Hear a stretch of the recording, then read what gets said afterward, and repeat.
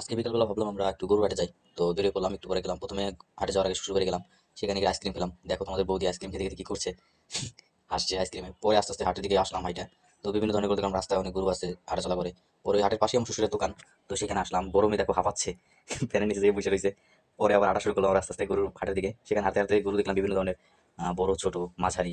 এই যে দেখো হাঁটতেছে না গরু, বলতেছে হাঁটবো না হাঁটবো না, কি করার আর।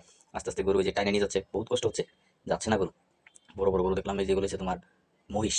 তো চারটা মহিষ দেখছিলাম গত পরশু দিন, চারটাই আছে, এখন তো একটা সেল হয় না এখানে। মহিষ চারটাই দেখা যাচ্ছে, চারটা মহিষই বড় বড়, অনেক বড় বড় মহিষ। পরে এখান থেকে বের হতে হতে দেখলাম আমার শালার সাথে দেখা হলো। ওই যে আমার শালা, দুইটা শালার সাথে ওর বোন, মাঝখানেটা আর ফুল শালা। তো তারা শয়তানি করলো একটু সময়। পরে হাঁটতে হাঁটতে গেলাম আবার একটু সামনে। তো মেইন রাস্তায় বেরিয়ে হাঁটতে থাকলাম, রাস্তার উপর গরু আর গরু। তো হাঁটতে হাঁটতে একটু আগে এলাম, সামনে আগেই দেখতেছি যে সামনে কিছু আছে কিনা খাবার। তো দেখতে দেখতে একটু সামনে আগালাম, আগে দেখি যে আমার ছোট ভাইয়ের একটা জুসের দোকান দিছে।